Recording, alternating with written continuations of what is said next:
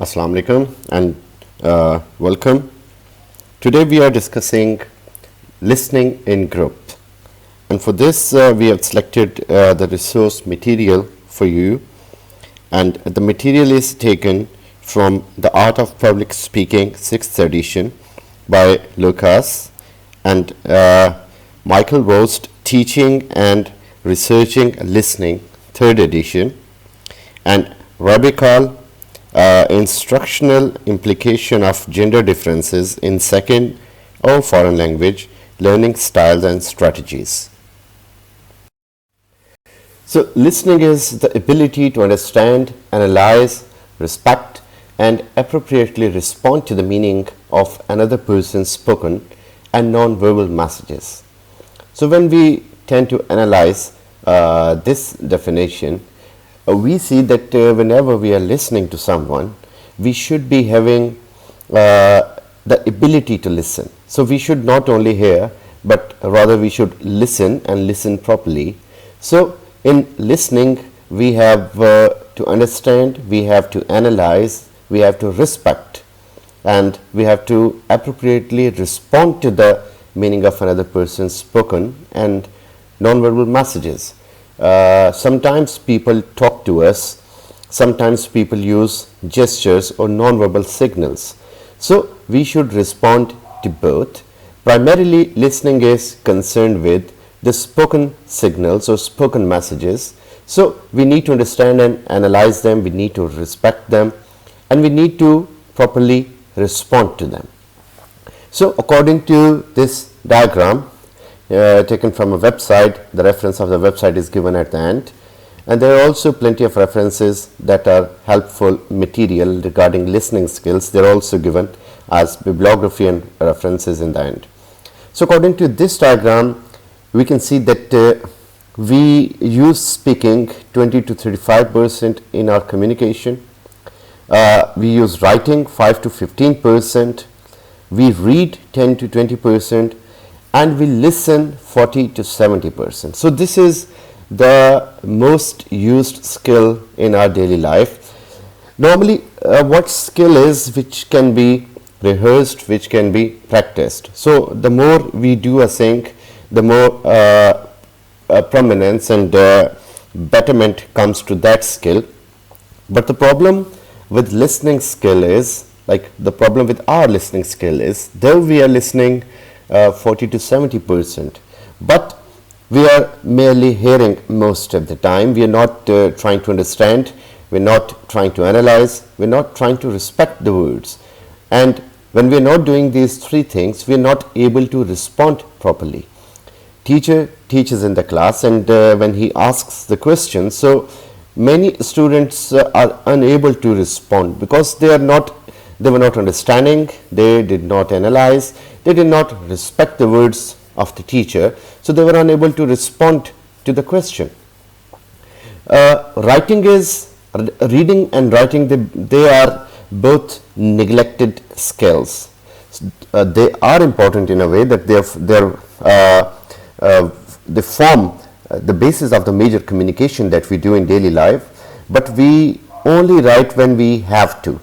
For example, we write an examination, or we write when we are forced to. We read what is given to us, what is prescribed to us. For example, we don't have the habit of extensive reading or reading for pleasure, or we don't write for our creative writing. We just write what we are bound to write. So apart from all these things, the listening skill which we use 40 to 70% in our communication, that should improve our listening skills, that should improve our listening comprehension. But the problem is this: we are not listening, we are hearing. So in this course or in this video lecture, we are trying to understand what is listening in groups and how can we improve while we are listening in groups. So when I mean group here, so here group means the class or the group of friends when you sit together for a group discussion or your group study. So primarily it is about the classroom where you're studying and you're listening to the lecture of your teacher, or listening to the presentation by a presenter. This is for our self-analysis. How well do we listen?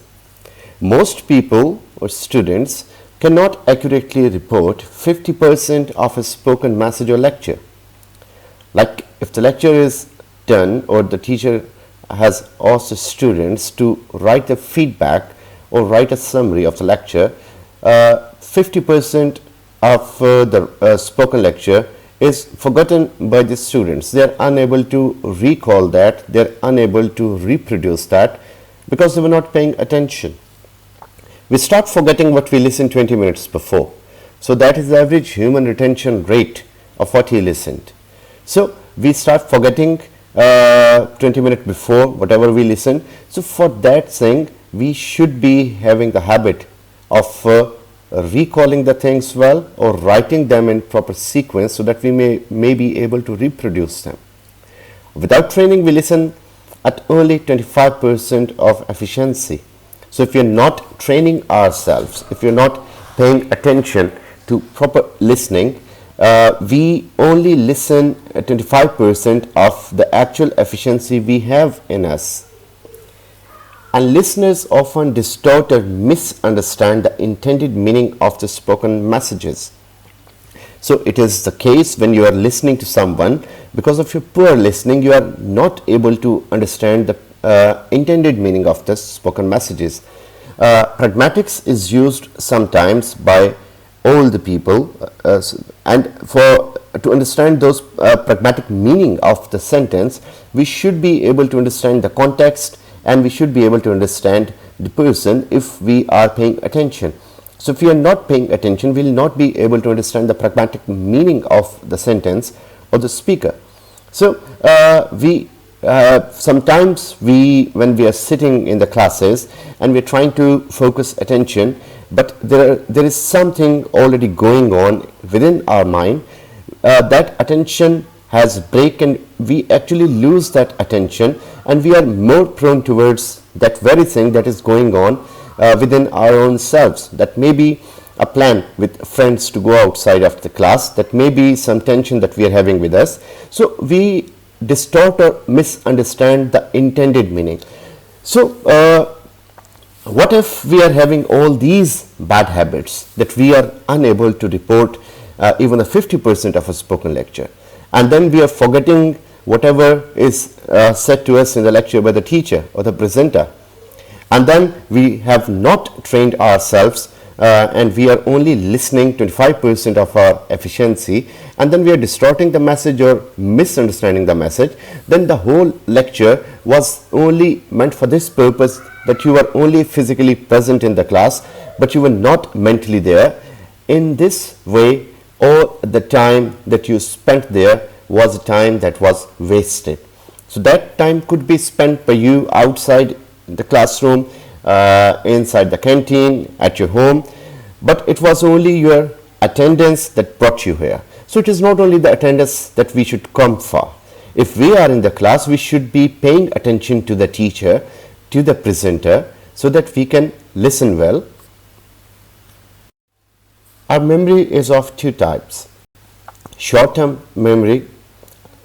Short-term memory is the content a person remembers immediately after listening to a series of numbers, words, sentences, or paragraphs. So it is the memory that we skillfully increase within our mind, and that requires a continuous practice for this reason. So whenever we are listening to someone, and if we are not having something to write for or something to write at, we will not be able to recall certain numbers, words, date of birth, date of death, some particular year, or some sentences, some quotation, paragraphs, or some very good example quoted by the teacher. So in that way, we need to sharpen or increase the short-term memory. If we are skillfully doing that, we are able to listen well. Then we have our working memory. So working memory is a subsystem we use to understand, remember, or use information to solve a problem or communicate with others. So this is your day-to-day memory that we keep with us. For example, I have learned how to drive a car. So that is my working memory, that how I have to switch a gear and how do I have to drive a car. And then remembering the past experiences and solving your present and managing your future on the base of it. So this is our working memory. So this is on a larger scale. Short-term memory works at smaller scale for a discussion, for a debate, for a speech, or for a conversation. So both of these memories work a lot, but for good listening skills, we should focus on our short-term memory more. Most people talk at 125 to 150 words per minute. People think at 400 plus words per minute. So that shows that our thinking capacity is more than our talking or speaking capacity. So that is the reason that whenever we are writing an examination, our thinking speed is better or faster than our written speed. And that is why we commit so many mistakes in our written script. For example, sometimes we repeat two words together. Sometimes we use wrong sense of the tense, and sometimes we misspell some word. And later when we give a second reading, we come to know or we realize the mistakes we have done. So those students who are not in habit of reading the paper once they are done with it, they suffer with the bad results in a way that they have committed many mistakes, and they were unconscious mistakes because their thinking speed was faster than their writing speed. In the same way, the talking speed or speaking speed is always lesser than our thought. So thought speed is the speed at which most people can think compared to the speed at which they can speak. So this is the speed that we can think faster than the time we take in speaking. What do you do with this excess time?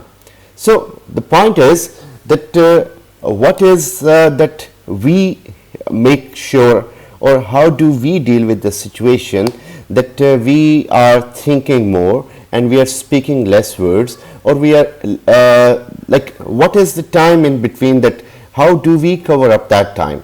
How to deal with that time? Now we deal with that time in very haphazard manner. We are speaking whatever comes to our mind because we are thinking more words and we are speaking less words. So when we are thinking more words, sometimes we jumble up the sentences. We have lots and lots in our mind to speak. But then whenever we are speaking, we speak and sometimes our speech is terrible. So for that reason, what we need to do is we need to use a short-term memory in bringing the words in perfect order, in bringing the speech in perfect order, so that our thoughts go chronologically in a proper sequence, and that sequence is not disturbed by any weakness that is within our speaking or thinking capacity. Now we need to use that extra thought speed because we are thinking more words, or we are thinking more thoughts, and we are speaking less words or speaking less thoughts, and even they are not properly ordered. So we need to our extra thought speed to, first of all, to identify and summarize the main ideas. That whatever we are listening in group, we need to identify the main idea and then make a summary of it. Teacher is teaching in the class. He is giving a lecture to the group, to the whole class. He is not there to stop or to take pause after every line that he has said. Teacher or presenter, they are always in a flow, and their ideas are coming in a flow, and they are giving those ideas to you. So they are transferring the ball from their court to your court. Now it is up to you that you cannot write all the words stated by the teacher or by the presenter. Now what you need to do is you need to make a summary of it, and you need to identify which is the important thing to write and recall and which is not very important. So you need to make a summary of the main ideas and then interpret the non-verbal behavior. So non-verbal behavior tells you what is the importance of the topic that the teacher or presenter is talking. So sometimes the nonverbal behavior shows that the teacher is stressing on this particular question. Then analyze the arguments. So you need to analyze what you are listening. This is not for the sake of making a counter argument with your teacher or the presenter. Sometimes this may be possible that you may be having some better ideas about something. So we are all learning from each other. If you are having some better ideas and you are analyzing the arguments presented by the presenter or the teacher and you seem to contradict with them, so in a very polite way you can present your arguments after you have listened to the whole speech. But you will be able to analyze the arguments and present your own arguments in response to what you have listened if you have already listened properly. If you're not listening, you're merely hearing what is said, then you will not be having any ideas in your mind to speak. And then assess the message relevance. So message relevance is to be ascertained by you. You are the person, you are the 1% of that group that is there in the class whom the teacher is talking to, and you need to see the relevance of what is conveyed. For example, if I am talking to you through this video lecture, so the relevance of this message is that I need to make you realize the importance of listening in a group. So when we are sitting in a group, what may be the importance of it? So you need to make the relevance of the message that is being conveyed to you. Now you need to apply this golden listening rule. Now, listen to others as you would have them listen to you. Like if you are talking to someone, you expect the other person to listen to you properly. You want that person not to indulge in any distraction. You want that person not to use mobile phone when you are talking to him or them. You're not expecting the whole group who you're talking to be talking irrelevant when you are addressing them. So if you don't want it for your own self, then you should be wanting the same for the others. Like our religion prescribes the same thing, that whatever you like for yourself, you should be liking it for your Muslim brother. So in this way, if we feel that we should be listened, then everyone who is coming in interaction with us has the proper right to make you listen to them. So if anyone is talking to us, regardless of the fact who he or she is, we need to listen and then suspend your own needs in order to listen to someone else. So every person is in need in this world. So when you feel that somebody is talking to you, then you should stop thinking about your needs and about your thoughts, and then you should be paying proper attention to someone who is talking to you about his needs and about his thoughts. So these are golden listening rules. If we apply these golden listening rules, we can be very emphatic and active listener. There are certain stages of listening. So first is the receiving stage.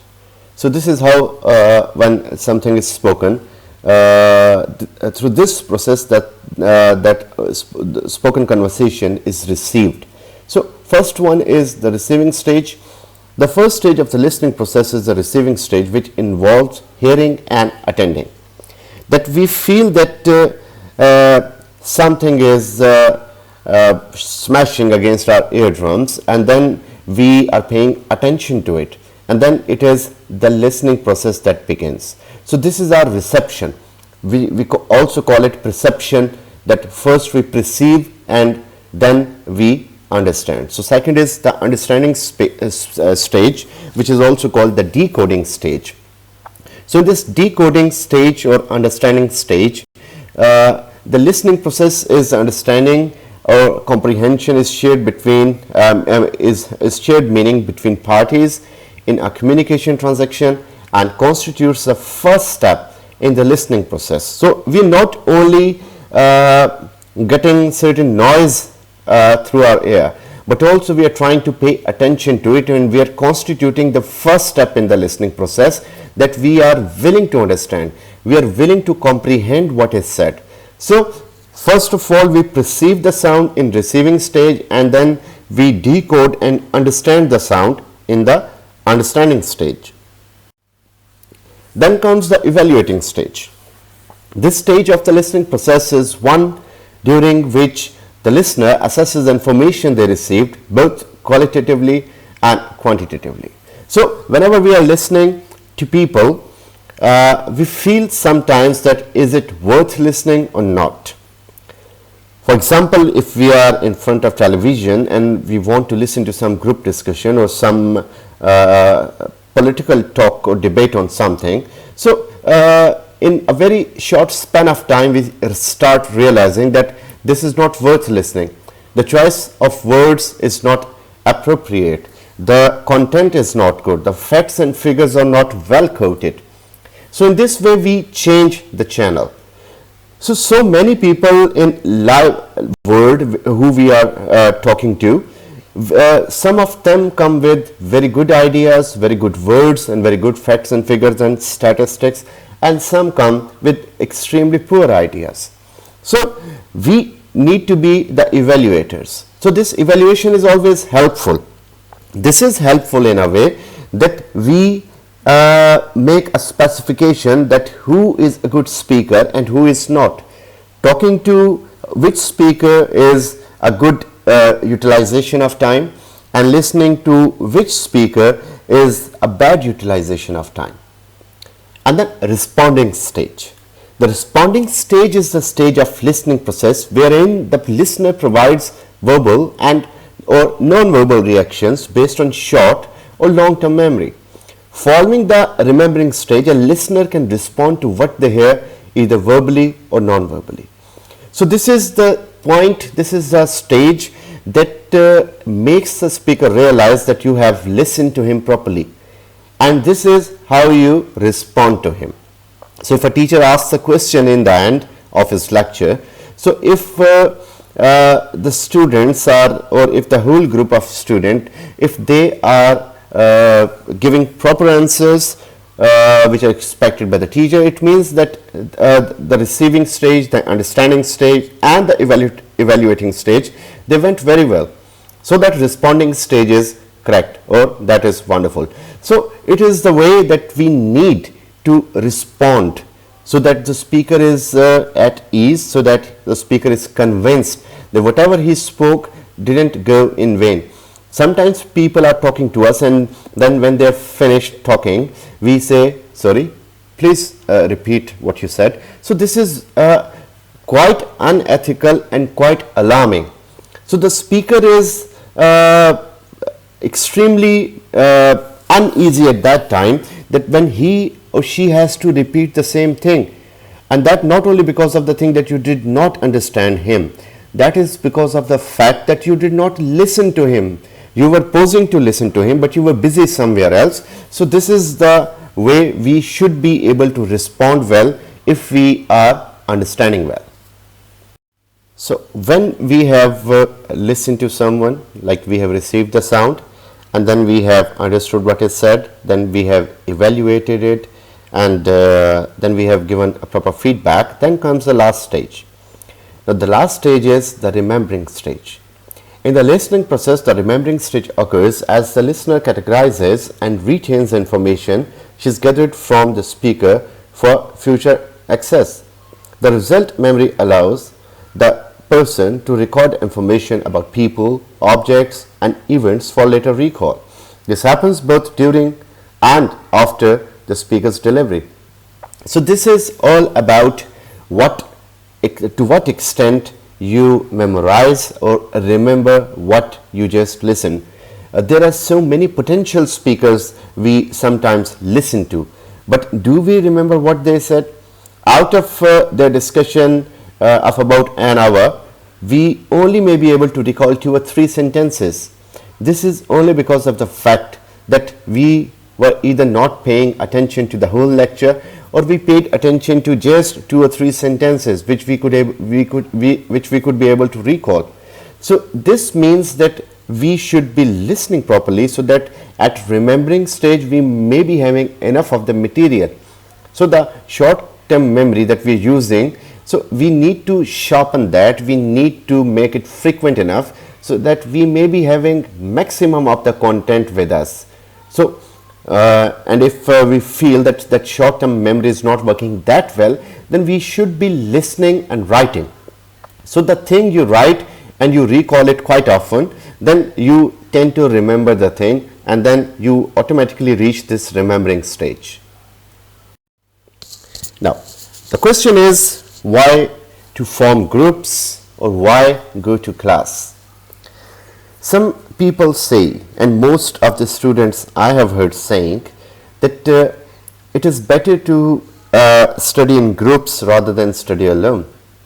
So why go to the group? Why go to the classes? So first of all, we have class participation. If you don't attend class, you can't participate in class activities. Now, class activities are usually part of your final grade, and they can help you apply concepts you learned from the lectures and reading assignments.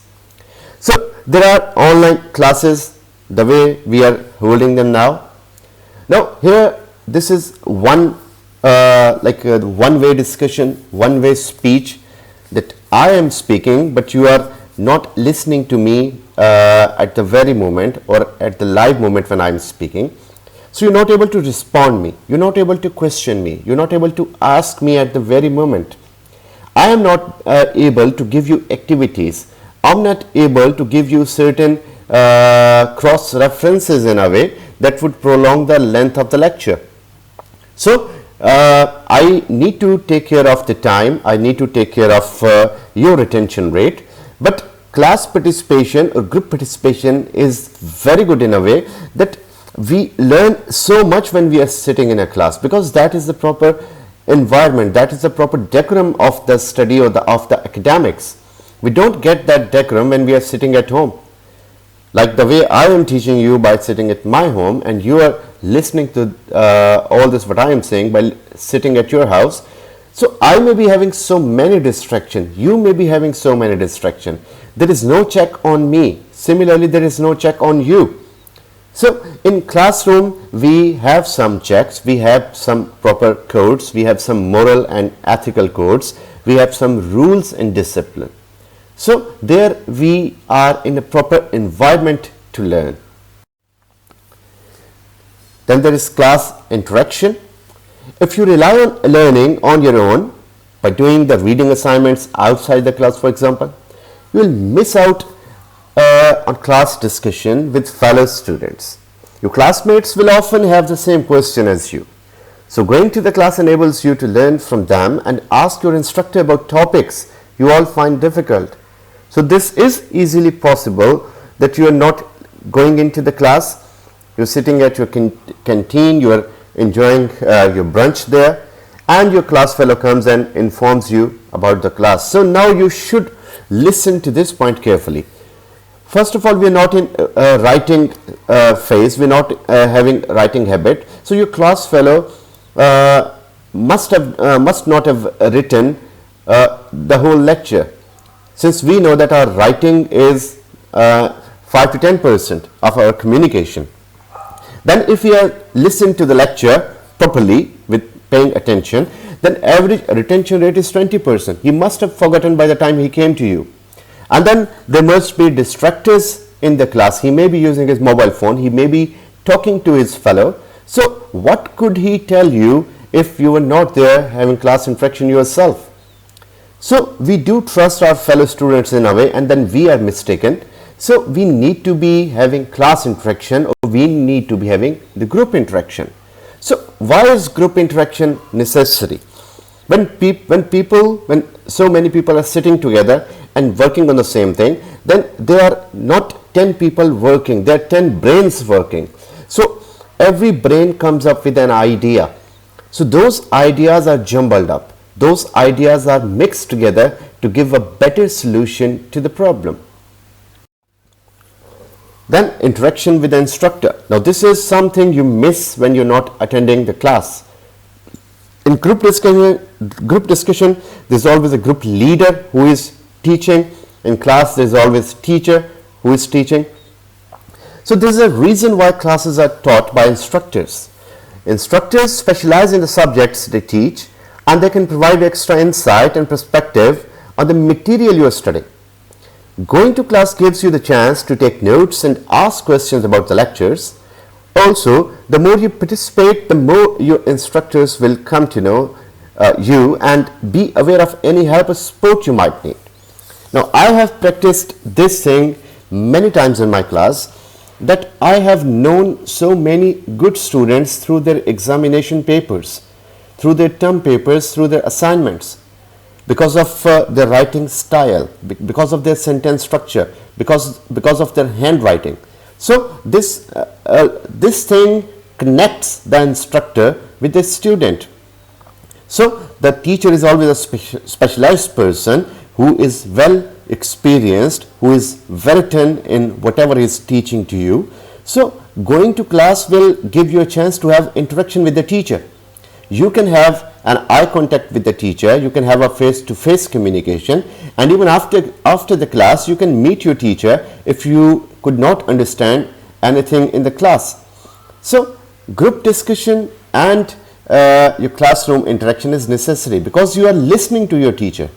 So going to groups and going to the class is necessary in a way that we need to listen. Since the teacher is specialized one, so he must be talking about something important in the class. So we need to listen what is said by him. Now, increased learning is there. Even though you will typically spend more time on coursework outside of the classroom, this makes class sessions even more valuable. Typically, in class time will be devoted to the most challenging or key concepts covered in your textbooks. It's important to know what these are so that you can master them. Also, they're likely to show up on exam. So whenever we are listening to the teacher, we listen or we try to make a strategy to know what is the question or what is the topic the teacher is stressing on. So we will not be able to understand it when we are sitting alone, or when we are not part of any group or class, or when we are not listening to the teacher. So it is the words of teacher, it is the body movement and non-verbal and verbal communication of the teacher which makes us realize that what content from the course is important. So in class, when we are sitting together, we can get better hints better than we are sitting alone, since there are so many brains studying the same course, since there are so many brains listening to one person speaking. So if you are mistaken somehow, your fellow can tell you. So this is the importance of listening in group. Now I'll be talking about the types of listeners in group or in class. So first of all, we have action-oriented listeners. Action-oriented listeners prefer to focus on tasks that they and their fellow communicators have set for themselves. Action-oriented listeners will generally retain and share details and information which they believe will keep a group moving. So these are that set of students or that group of students who have set certain goals in front of them. That if they are listening to someone, if they are listening to a presenter or teacher, so what is the benefit they are going to get out of it? Or if they are studying a course, what is the information that they need from it? Or if they are listening to some speaker in a seminar, so what is the potential knowledge they can obtain from the teacher? So these people have determined, or they have certain idea in their mind that they need to put all the words they are listening into some action. They have to use the knowledge. They have to make a practicability of that knowledge. So these are called action-oriented listeners. Not everyone in the class is action-oriented listener. Then there are content-oriented listeners. These are those who care particularly about the specifics about a group's discussion. They tend to seek, provide and analyze information that has been gathered through research. What they primarily choose to hear and to share with others, thus, is a material that they consider to be factual. There are certain people in a group who believe in the references and citations. They believe in the authenticacy or the fact and figures that are used in a material or in a lecture. So they believe in proper research. So unfortunately, we don't have that bulk of students that group of students in our classes, because they're not paying attention to the research work. Unfortunately, the students who are studying in the classes, they take whatever is informed by the teacher as factual. They don't try to make their own research on the topic. They even do not try to make a research on what else they can gather on the same topic. So there could be a lot of content. Your teacher must have prepared 1, 2 or 3 books before he came to you. There could be so many other books. You can listen to them or in audio form. You can read those books. You can come up with certain articles in research journals written on the same topic. So those content oriented listeners focus more on research work. Then there are pseudo listeners, which are prevalent everywhere. In the class or in a group, there are people who pretend to listen, but are really someplace else mentally. You may nod at the appropriate time, look at the speaker in the eye, or respond on cue. But behind the mask, they are daydreaming, solving a personal problem, or forming a response to what is being said. So, a pseudo listener cannot contribute to the group process or to the active learning of the group. So, certain people are waiting for a cue. If teacher says, "Am I right?" they would say, "Yes, sir." If teacher says, "Have you understood what I have said?" they say, "Sir, we understood." So, this means that they were not, some of them, they are not listening practically. They were daydreaming, they were solving the personal problem, but they were not listening. They were rather pretending to listen. Now, the art of rephrasing. This is very important when we are sitting in group or in the classroom. Since our retention rate is 20 minutes, since we cannot listen very effectively, since we use only 25% of our listening efficiency. So this is the thing that helps us when we are sitting in class, when we are sitting in group. So this is the ability to restate what people say in a way that indicates you understand them. So we need to be able to rephrase. For example, if a teacher is delivering a lecture in a class, so after it's done with one thought, we need to be able to reproduce that in our mind or on our notebooks. So if we are using notebooks for that purpose, we will be making it it as immortal thing. We will not be able to forget it because the thing will be in black and white. And then a form of feedback that asks, "Am I right? Is that what you mean?" So we can even, after the lecture ends, we can even ask the teacher, "So this is what I understood from your lecture. So this is it all you meant, or you meant something else?" So in this way, feedback is there. The teacher can give you proper feedback, and if somehow you missed some point or argument, you can rewrite it. And then matches the content, depth, meaning, and the language of a member's message. So if you're sitting in a group or class, that rephrasing ability brings you closer to the content that was spoken, brings you nearer to the depth of the content, the meaning of the content, and the language and the paralinguistics used in that thing. So we should be having the art of rephrasing. We should be able, now rephrasing can be done mentally, or we can write it as well. But again, I would say that writing, rephrasing in shape of writing is always helpful, successful, and that is everlasting. Now, how to listen? If we need to listen to someone, there should be some proper strategy. So first of all, special time. To have the difficult conversation, set aside a special time when you will not be disturbed. Close the door and turn off the TV, music player, and instant messaging client like your WhatsApp, your text messages. So this is a way if we are sitting in a family group and we are trying to listen to some topic. If we are sitting in a class, then we should be removing all the distractors. First of all, why we should switch off our telephones? Why is this said that it is unethical to use telephone in the classroom settings? It is because if the classroom is on, you tend to lose your attention, you tend to lose your interest in that. There are always some distractors that are with you. So we should get rid of those distractors first of all. We should give special time. Remember, dear students, if you are in the class, so you are there to study. Your parents have sent you there.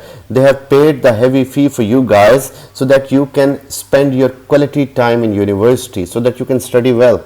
So give a special time to your teacher, to your class when the discussion is going on. Then acknowledge. Let the other person know that you have listened to the message or read it attentively. So as far as written communication, we need to read the message carefully. We don't have very good reading habit as well, as we have seen in previous statistics. So if we are listening to someone, we should let the person know, yes, we have listened to you. So if we are listening in group, if we are listening to the teacher in a class, or we are listening to a presenter in the class, we should rephrase in a way, or we should at the end of the class respond in a way that the listener knows that we have acknowledged what he has said, so that he can be satisfied that whatever he spoke is conveyed. Then when we are listening to someone, we should be non-judgmental. Receive the message without judgment or criticism. Set aside your opinions, attitudes and beliefs.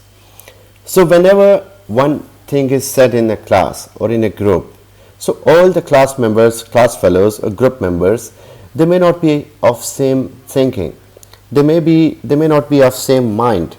So first of all, we need to listen to the teacher, setting aside our prejudices, our opinions, attitude and beliefs.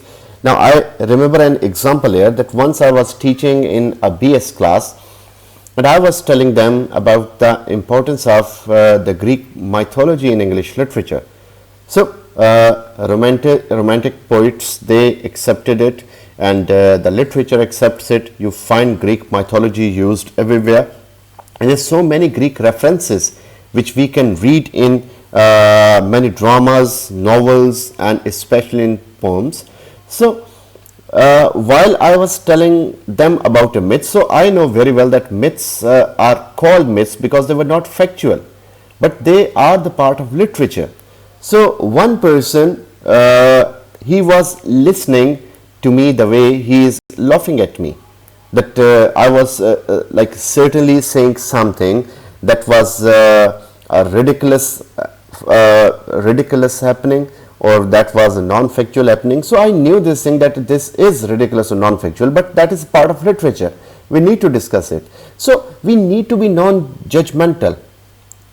So we need to think that if something is spoken to us by a specialized person, so he or she may be speaking with an intention to give us something better, to understand something. Second is acceptance. Be open to the message being communicated, realizing that acceptance does not necessarily mean you agree with what is being said. So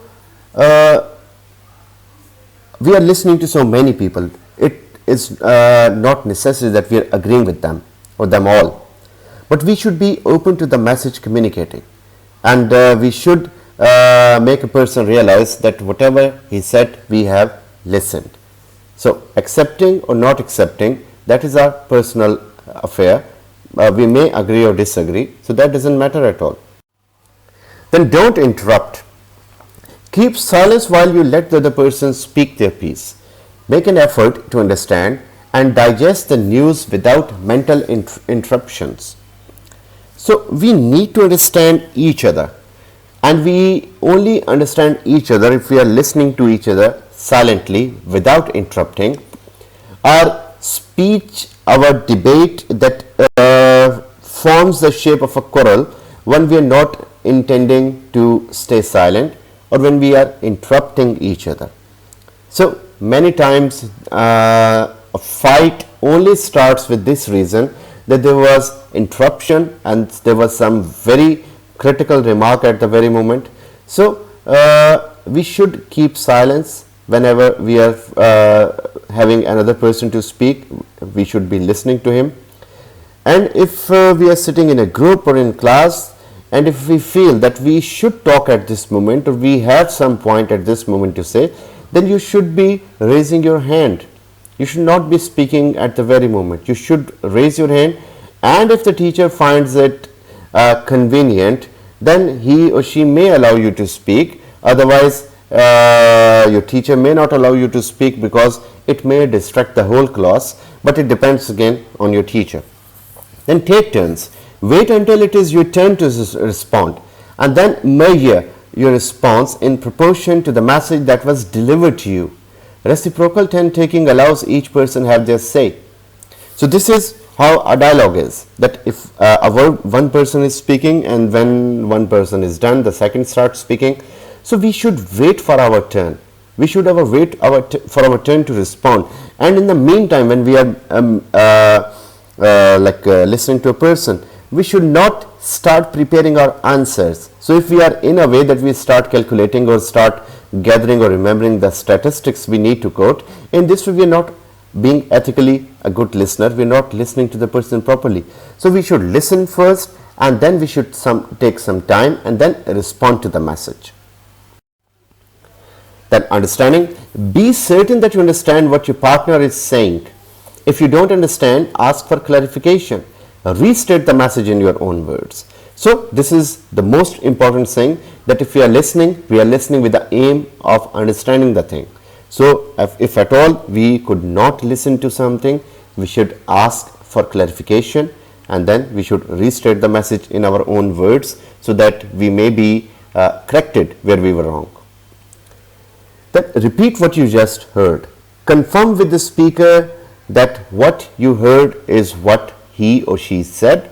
This is when he is done with his conversation or speech. Then we should be talking what we got from the lecture.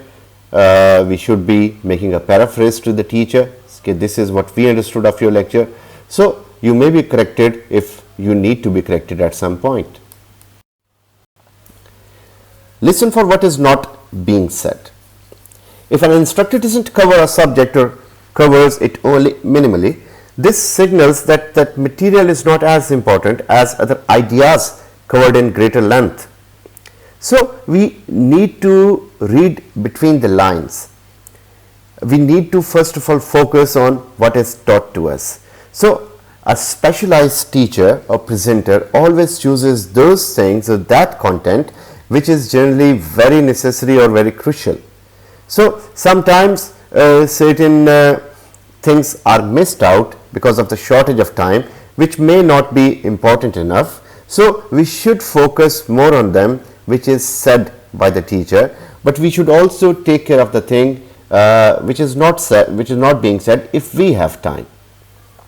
Then take the notes. We cover taking notes in much greater detail later in the next chapter, but for now we think about how taking notes can help recall what your instructor said, and how notes can help you organize your thoughts and asking questions. So the next chapters which are coming up in the communication skills, they will be about reading and writing skills as well. So there in detail we'll be talking about taking notes and writing them. So for here we should know the importance of taking notes. If we are taking notes of what is said by the teacher, we will be able to recall all the lecture, and we will not be confused about any terminology or content used by the teacher or presenter. So these are the references quoted in front of you. These references are used in preparation of this material, so you can have a look at it. And these are the references or bibliography rather that you can use for further study on improving understanding your listening skills. Like you can see, perception is there, deep perception, mind tools. So there are so many things related to communication. So you can read them as well. Thank you very much. Please like and subscribe, and keep waiting for the new videos.